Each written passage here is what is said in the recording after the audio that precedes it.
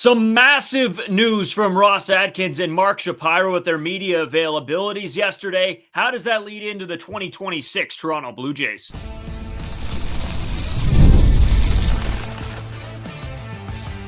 You are Locked On Blue Jays, your daily Toronto Blue Jays podcast. Part of the Locked On Podcast Network, your team every day. Welcome back to Locked On Blue Jays. Thank you for making Locked On Blue Jays your first listen every day. We are free and available wherever you get your podcasts. Found on YouTube, part of the Locked On Podcast Network, your team every day. Today's episode brought to you by FanDuel. Right now, new customers can bet just $5, and if your bet wins, you'll get $300 in bonus bets to use across the app. Download the app today. A lot coming out from Mark Shapiro and Ross Atkins today in their media availability. A lot of things that will affect the future of this team in 2026 and possibly beyond. We'll get into all that as well. Bichette's qualifying offer comes in. I'll explain this to everybody because I've gotten a lot of text messages today asking, oh, wow, they lowballed him. Bichette's never going to take that offer. Yeah, he's not supposed to take that offer. We'll get into all that as we continue on through the show. Plenty more. We'll talk a little Don Mattingly as well, as he will not be returning to the Toronto Blue Jays. As always, I'm Brayden Wasco. He's Carter First. You can find us on Twitter, Brayden5 Wasco. Carter First, too, as well, on our main one, at Locked On Jays. You can follow us on Instagram and TikTok, at Locked On Blue Jays. And on YouTube here, hit the subscribe button if you haven't already. It helps us out a ton. And, it means the world if you guys do. You can also donate to our Movember page. We will never ask you guys for money, but if you have a little bit extra lying around, donate to Movember. It's a great cause. You can find the link in our description there as well. We appreciate everything. Carter, my man, a lot to pick through here. Some major ones that we have to discuss. Where do you want to kick this episode off with from Ross and Mark here? I think we'll do a free agency focus because everyone loves free agency. Again, you have a world of possibilities. A lot of the time, it's a little bit underwhelming because you always want the superstar players, but unfortunately, you can't get every single guy on the top market. But during their press conferences, Mark Shapiro, Ross Atkins got into a little bit, started to show us what the game plan could look like as we approach this offseason. So this is from Ben Nicholson-Smith. He asked about adding starting pitching. Ross Atkins says that the free agent class looks a little bit better than it usually does and says the Blue Jays have already begun some trade talks about starting pitching. First one you're probably going to think of is, maybe that's Tyreek Skubal. Probably not. I'd probably, dial it back a little bit with that. I'd love if Tyreek Skubal came to the Toronto Blue Jays, but like Ross Atkins said, this is a pretty good free agent class. There is a lot of guys on the top of the market that I would love to come to the Toronto Blue Jays. Headlining it, there's a bunch of different names that you could pick here, but I'm going to go with Dylan Cease. Again, the strikeout stuff still ridiculous. You can get Framber Valdez. This team has needed a left-handed pitcher. You kind of saw it in the playoffs. You had to rely on Mason Fluharty, which wasn't the worst thing, but you prefer to have a guy that's a little bit more star-studded in that role. So you have Framber Valdez, who's a lefty, Ranger Suarez, another guy that's a lefty as well. And then you go to Michael King, a righty that I love, especially, how he dominated the Toronto Blue Jays when he was with the Yankees. So if you were going to be aggressive in a free agent market, I said after that Shane Bieber signing, I wouldn't be surprised if they decided to go away from, that high level talent.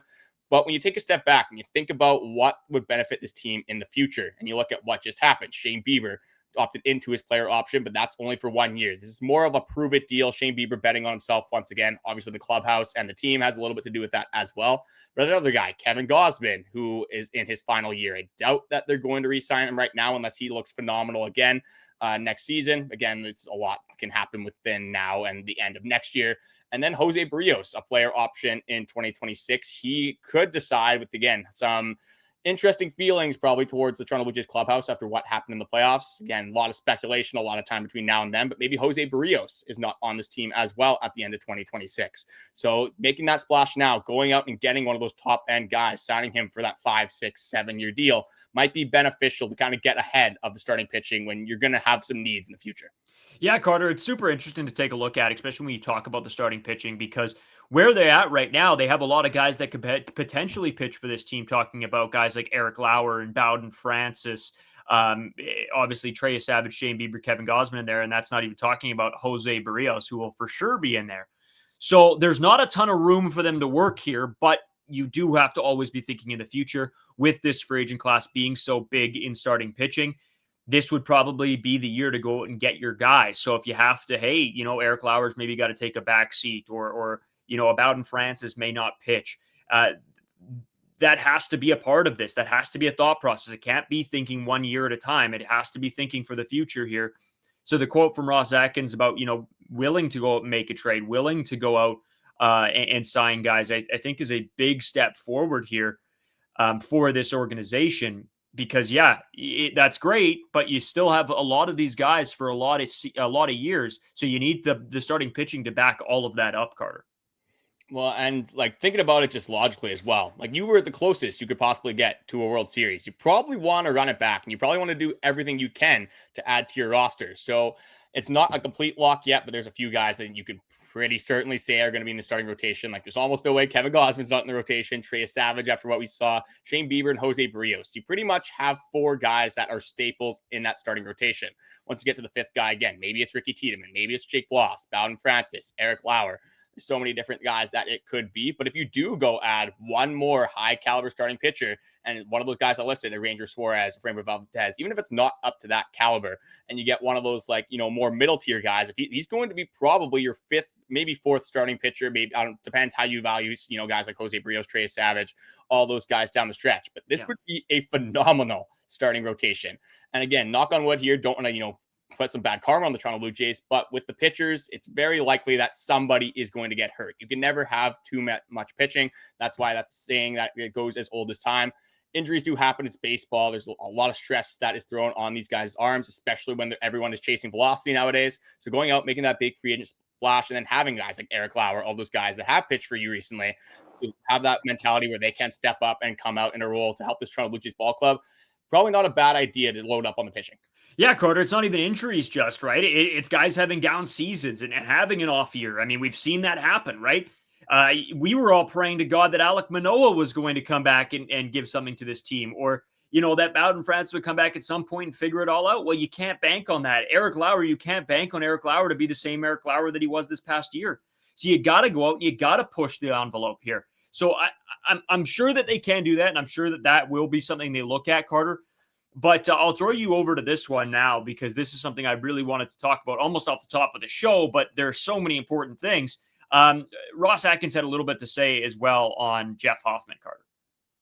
Yeah, this was one of the more interesting ones. And again, another guy based off Game 7 of the World Series. And honestly, throughout the entire year, for us, it was a little bit of a roller coaster. We never wavered as much as the typical fan, I would say, but there was definitely some times that we were saying, hey, it's not the most obvious we're rolling out Jeff Hoffman in that closing role. And Ross Atkins, I'm surprised. It's one of the ones that caught me off guard, I think, the most from this press conference, because I didn't think he would actually say this out loud. Maybe he was thinking about it, but I didn't think he'd go out and say it. So Ross Atkins, when he was asked if Jeff Hoffman would be the Blue Jays closer next season, he says, this is a little bit vague, but he goes in and says, the great thing about Jeff is he's not married to that. I think he would be open to anything that makes us better. So, but again, when we're talking about pitching, we talked about the starting rotation. There's still some top end guys out of the bullpen as well that a lot of Toronto Blue Jays fans would love to see coming out of the bullpen, coming out in that 9th inning. Maybe, that Jordan Romano, Jeff Hoffman, they have their own walkout song. Edwin Diaz would be a fun one. Obviously, the trumpets, a very fun one to see. Robert Suarez had a phenomenal year. Raisel Iglesias, not the greatest year, but a guy that has been very good throughout his career in totality. Ryan Helsley, Devin Williams, just a few other guys. Devin Williams would be pretty funny if all of a sudden, just found it once again after a down year. Would not be surprised if he figured it out once again. This guy was one of the most dominant closing pitchers the 3 years previous, and it would just be hilarious if he kind of sucked with the Yankees, came to the Toronto Blue Jays, and then was just unbelievable. One thing I do want to say, though, about Jeff Hoffman is people are saying DFA Jeff Hoffman, trade Jeff Hoffman. I don't even want Jeff Hoffman on this baseball team. And that's where I think you're going way too far. Again, I've said this before, but I'll say it again just to remind the people what this guy did in the postseason. Albeit, I know people are only going to remember one pitch, and I get it. That is a pitch that kind of directly lost us a World Series. Not the only thing, but again, when you look at it, One of them. inning, blown save. Yeah, you have to unfortunately look that one in the face. But Jeff Hoffman during the postseason, 12 and a third innings pitched, a 1.46 ERA, a WHIP of 0.81. A K to walk percentage of 29.2. And then the slash line he gave up to opposing hitters, a 143 average, a 250 on base, and a 238 slugging. Very good postseason. He was phenomenal in the postseason. one of the reasons why you might not want Jeff Hoffman is because he gave up 15 home runs, which is way too many, obviously, as a closing pitcher. With how good the Toronto Blue Jays defense is, you want them to be able to play defense. They can't play defense if they're watching the ball sail over their heads and go into left field, right field stands. So while I'm not going to say I want Jeff Hoffman to be the closer, I'd definitely be open to a lot of different guys on this open market. But if Jeff Hoffman came out as the 7th inning guy, even right now, if I say he was the setup man and you rolled him into that, I would be more than happy with that with the Toronto Blue Jays right now. That's exactly what I was going to say, Carter. I think it's not so much that Jeff Hoffman is a bad pitcher or anything like that. It's more so, hey, in the big moment where you're up 1 run, maybe the home run ball guy isn't the best guy to give the baseball to. Maybe you need somebody that can go out there and, yeah, maybe they'll get touched up for a hit or two, but they won't give up that big moonshot that just X-nays everything you've done the entire night. So, yeah, I would love it if he's not the closer and he goes into more of a setup role. It opens up a lot of possibilities, but that's also that's expecting this organization now to go out and get somebody even better than Jeff Hoffman. And I think that's a tall task. Everybody's going to want these guys. It's not just, the Blue Jays versus the Yankees in a free agency duel. There's 30 teams in this league that all want a great closer. So it is going to be tricky, Carter. And, I got a lot of people asking me as well, because some people were saying, is Louis Varland going to be a starter this year? No. Option. Yeah, I wouldn't dismiss it that quickly. I think there's a chance that he is. They would have to go and sign nobody and just, I don't know, how comfortable are you trying Louis Varland as a starter when you've seen how effective he can be in the bullpen? Also, maybe this is a different conversation if Shane Bieber doesn't come back.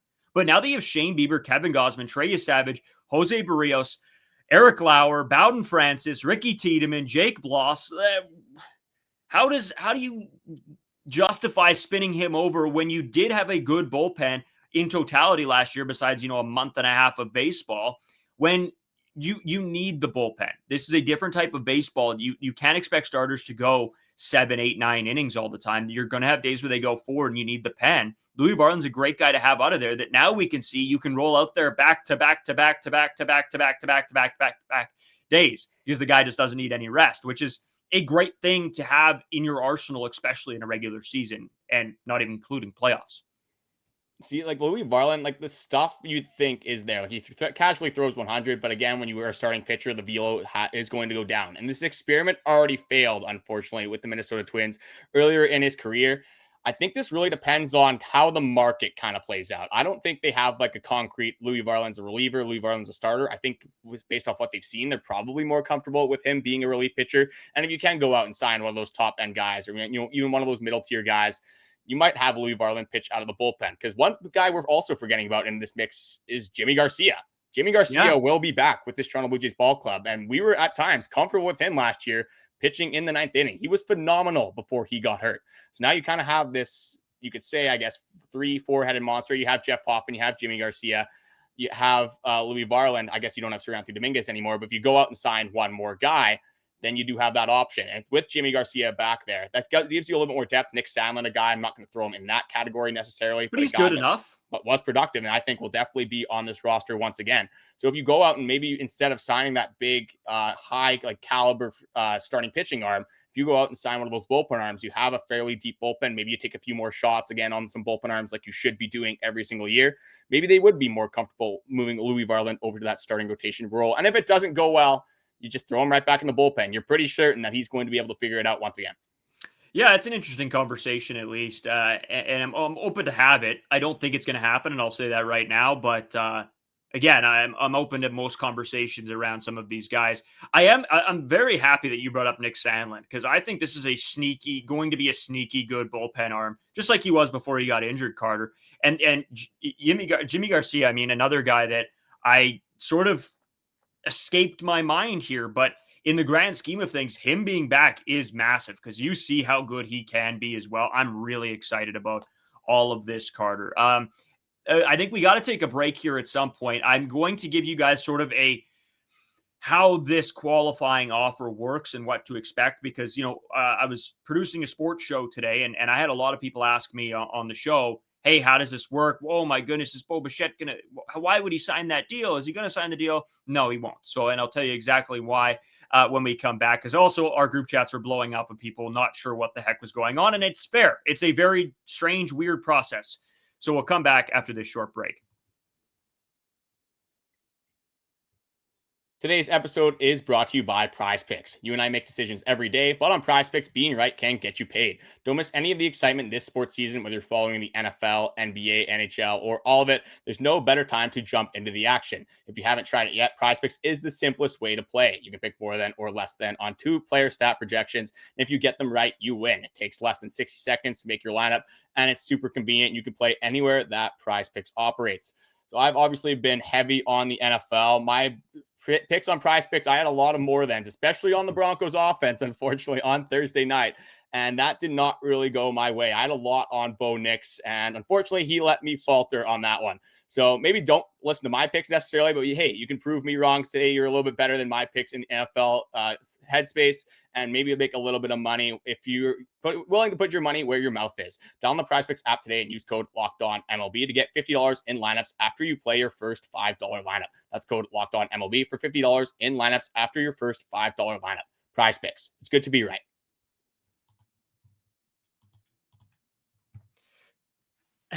Today's episode also brought to you by Doer. You guys know I am so excited.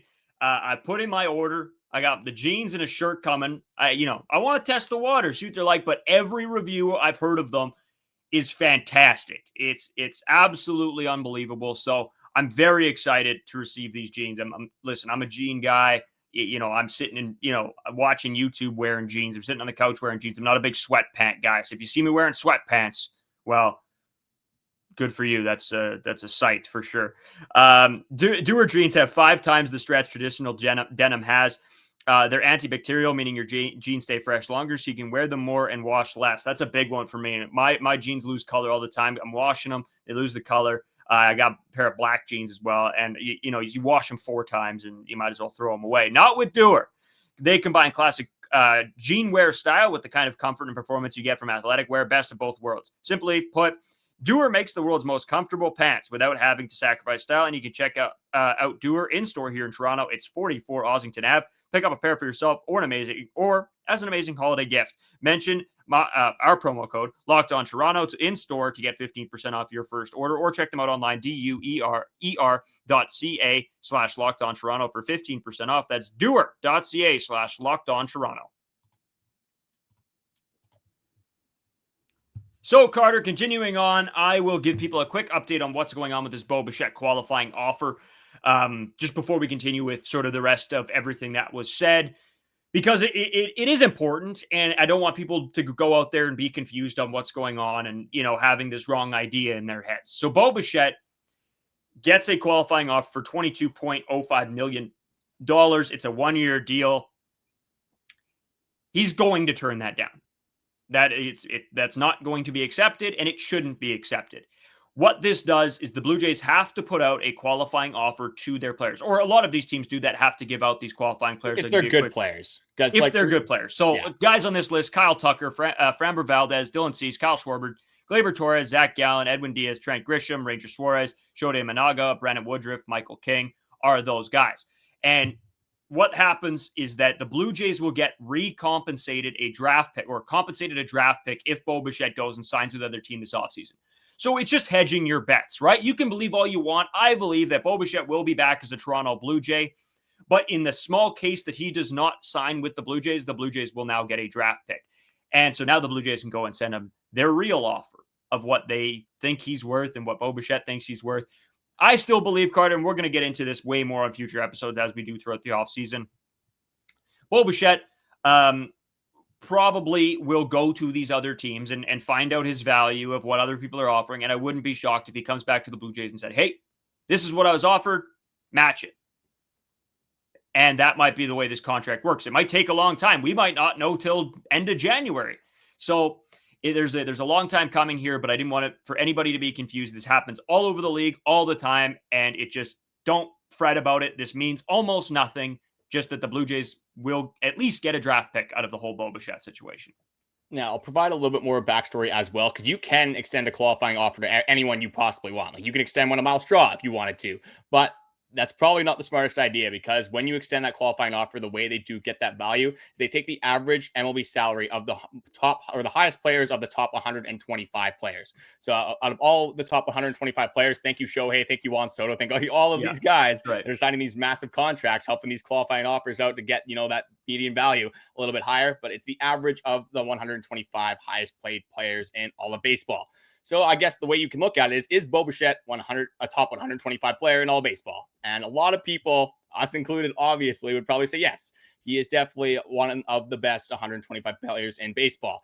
The contract stuff we're not going to get into too much here, but I think it's like teams are going to offer him a variety of contracts. I think with Bichette, it really depends on how you project him.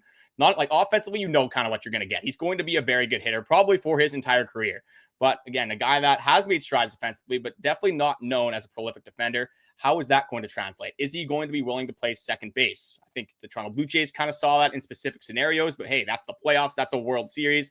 A little bit different than 162 during the regular season as well. Like if he definitely wants to be signed as a shortstop, because shortstops make a whole lot more money than the second baseman do as well. So we're going to be talking about this the entire offseason. But yeah, like he is not going to be accepting this qualifying offer. And it's not really a slap in the face to Bichette. He's not expected to accept this qualifying offer. It's kind of like a safety net for the Toronto Blue Jays, just in case he does sign elsewhere. Again, we hope that he doesn't.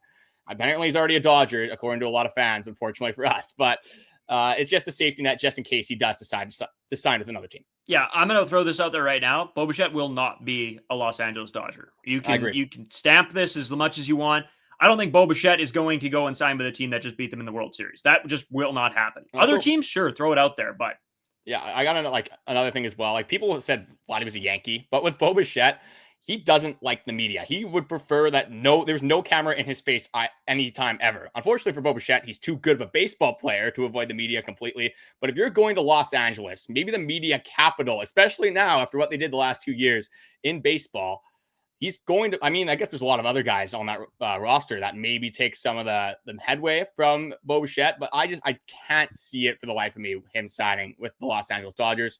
Again, I hope that I'm right, but I'm like 99.9% sure. Hopefully I'm going to knock on wood just in case on that one. But there you go. I did see, Carter, that the Rockies are high up on that list of potential possibilities in the betting odds anyway. And that's only because Dante Bichette. That's the only reason why I fully believe that. So if Bichette goes to the Rockies, that might be the craziest twist that we've ever seen. Like Bichette, from everything that we've seen, definitely wants to win. And I think that was a big reason why he probably didn't sign the contract before. Obviously, 2024 had a down year as well. But he wasn't fully certain that the Toronto Blue Jays were going to be a winning organization. I think this year at least confirmed that they have the potential to be a World Series team.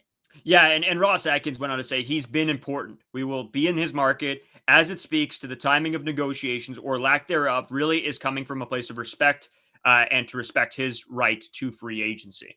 Now, I would have liked if there was a little more conversation around Bichette. I really would have. I think maybe he would have appreciated that. But when you start to get hot, you're not going to offer him a contract when you are leading in the AL and, you're going on a hot stretch. It is a bad look. So I hope that they can get this done, but we'll see in the days, weeks, months ahead, Carter. Anything else before we want to kick off? I know we still have a ton more to talk about. Probably we're going to have to bleed this into next week a little bit. Yeah. But for right now, that's the big Bichette situation, talking about starting pitching. Is there any more comments you want to get into before we talk a little bit about John Schneider's contract, what happened with Don Mattingly as well in the third? No, we can wait till the third segment for that, but who would have thought that they're not going to be in contract discussions when you're on a World Series playoff run? Who would have thought that that's not a priority? As good as Bichette is, maybe there's some other things that are a little bit more significant at the time. Well, and Carter, Mark Shapiro said to put it on the back burner of his own. So that tells you as much as you need to know right there. Hey, there are more important things at play. As much as these guys probably want their money, they realize the significance of the situation they were in. So a good move from Mark there. I like to hear him say stuff like that, where it's not just money-based, money. It's imagine he goes the other way and he's like, I can't believe they didn't get this done. Like, he'd probably be the most hated player or hated person in Toronto Blue Jays media, in the Toronto Blue Jays organization. But yeah, still a ton more that we're going to get into. Probably won't have a time to cover everything from this interview, but luckily for us, we still have a lot of offseason ahead of us. Ton more that we want to get into: John Schneider, Don Mattingly, and a little bit of Jose Berrios as well to end everything off. And we'll jump into that right after this short break. Today's episode brought to you by FanDuel. No more MLB baseball. It sucks. I was making money hand over fist on FanDuel. But the NBA is back. There's NHL, NFL, CFL. Well, a little bit left to CFL anyway. And there's no better place to get in on the action than FanDuel, the official sports betting partner of the NBA. Even if you missed the start of a game or want to ride the hot hand, FanDuel has live bets on everything from who will score next to fourth quarter comebacks. Plus, you can even combine your live bets into a same-game parlay for a shot at a bigger payout. It keeps every game exciting, especially when your team's making that late push. You guys know, or maybe you don't know, I'm a Vikings fan. I like to bet on the Vikings. That game this week, gonna have a lot of bets for me. I'll tell you that for free. Right now, FanDuel is giving new customers $300 in bonus bets when your first $5 bet wins. So head to FanDuel.com to sign up and play your game with FanDuel, the official sports betting partner of the NBA. So, Carter, continuing on, a interesting goodbye to Don Mattingly. He is leaving this team. Me and you've had many discussions in regards to Don and sort of what he contributes to this team. And I don't like to downplay anything. To me, I'm fine. I'm okay with this. I really didn't bat an eye. I know Bo gave him the big hug, so I'm guessing a lot of these guys knew that this was probably it. Most likely either way for Don here in Toronto. So, yeah, sucks for him. Do I really care? No, to be honest with you. I don't know if that's bad to say, Carter, but I don't really care. Yeah, like it's a bench coach, and obviously he does have some value. Like, the players respect Don Mattingly, but it's not like the Toronto Blue Jays kicked him out of the clubhouse. This was a Don Mattingly decision. Yeah. So it's not necessarily someone that I'm going to feel bad for. Initially, when I heard this, I thought it was like a Don Mattingly might be gone from baseball sort of idea. But then he went on later to say that his intention was not to retire from baseball, and he would be open to another job if it was the right scenario and the right opportunity presented itself. I wouldn't be surprised if he gets hired again. The Toronto Blue Jays probably won't be doing too many managerial or like front office changes. Again, when you make the World Series, you get that close. As much as some people might want there to be change, you're not going to change anything. The only way that this might happen is if there's some scalpers from other organizations. They see what the Toronto Blue Jays had going. Maybe they saw David Popkins, reinstill some life into that offense. Maybe someone wants to hire him. Hopefully not. But again, that option is open to other teams. Again, it's a business. If you're a guy that maybe your dream is to be a manager in the major leagues, again, you're always trying to move up. Obviously, everyone's personal careers are very important. So hopefully we don't see anyone else move from the Toronto Blue Jays front office and coaching staff. But that would be the only way. Like, the Toronto Blue Jays aren't kicking anyone out. It would be other teams trying to get in on some of the Toronto Blue Jays coaching staff. Yeah, and in good news, Carter, I guess, or however you want it, good or bad. I don't know if it'll be good news necessarily, according to some people, but yeah, John Schneider they're opting into John Schneider's option, so he will return as the manager of this ball club as well. To be honest, Carter, in every conversation that we've had sort of post all of this season, I think I am happy. If the players are happy and they feel comfortable and ready to rock and get behind this guy to go into battle here this season, I'm good with it. And this clubhouse seems to love him. So who am I to say, I guess? Yeah, like John Schneider, I'm not going to say he's the best manager in all of baseball, but you have seen progress from year to year to year. You have seen John Schneider learning from his mistakes for the most part and getting better as a manager. Again, a manager, it's never going to be perfect. You're going to make mistakes. Hindsight is always going to overrule so many decisions. You look at even Dave Roberts earlier on, like, people were at his throat for not taking Andy Pages out of that lineup, and I kind of agree with them. You saw what happened, obviously, unfortunately, when they did take him out of the lineup. But managers, like, you have to be there for your players. You can't just take them out every single time that something goes wrong. It's a lot easier, when you're removed from the clubhouse, when you're looking at it more objectively and you don't have to worry about any backlash to say, oh, this guy's playing better right now. Yeah, throw him in the lineup. Again, with some World Series, it's a little bit different, and he's going to continue to make mistakes. Like, John Schneider is not going to be perfect, and he's not the best manager out there. But this, again, when you make the World Series, there's no way that you're going to go away from John Schneider, especially with everything that you have heard from the clubhouse and how important that clubhouse was to the success of this baseball team. Yeah, I don't know, Carter. You know what? The whole bit is interesting when it comes to managers, and we have discussions around it because people will hate them, people will like them. It honestly, I don't think it matters what the fans think or even what me and you think, to be honest. This is going to be an internal conversation, not only with the players, but with management and everything. What's going to be interesting is like they just picked up the 2026 option and they continued on to say extension talks are ongoing. And Atkins, this is the quote that he said, Schneider is really, really good at his job. So if people are mad about the 2026 player option, I mean, I think it's a pretty high chance that John Schneider is going to get extended, maybe not right away. Maybe it happens right before spring training. Maybe it happens the next offseason, but I would not be surprised if John Schneider is here beyond 2026. Yeah, no, I don't disagree with you. And to be honest, again, I think I'm okay with that for now. Again, this is when we talk about options and years to come. It's different conversation. But I did want to get into this as well. Ross Atkins talked about Jose Berrios. Again, we'll get into this more probably in the next few weeks, talking a little bit more about Jose Berrios. But here's what he had to say. Should have a completely normal offseason and be ready for spring training. Berrios dealt with elbow inflammation at the end of the season. How much are you believing that? Like, Jose not Berrios at all, guy Carter. That's never been injured in his career. Like literally the Iron Man, like Phil Kessel of Major League Baseball. I don't at all. I think he was pissed, and I think he was like, "Well, I'm not going to the bullpen." I think he. I don't think they wanted him out of the bullpen. I think they preferred Bassitt. I think it was obviously why, right?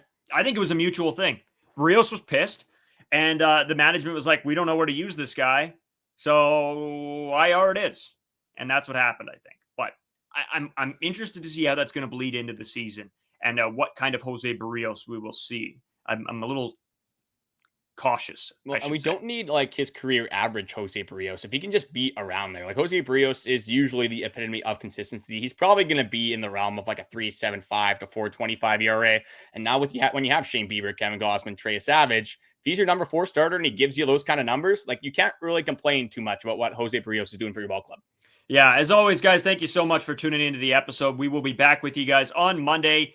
Again, 5 days a week, we're here. So we're going to have lots of episodes, lots of coverage to talk about with everything. It seems like every day there's something new that comes out. So we'll make sure we have it on the podcast here for all you. Hit the subscribe button if you haven't already and leave a comment about everything that we talked about today. I know there was almost a million things and we didn't even get to it all, but we appreciate everybody listening in, tuning in, watching, and hopefully enjoying what we put out. You know, that's cool too. Thanks again. We'll talk to you guys on Monday.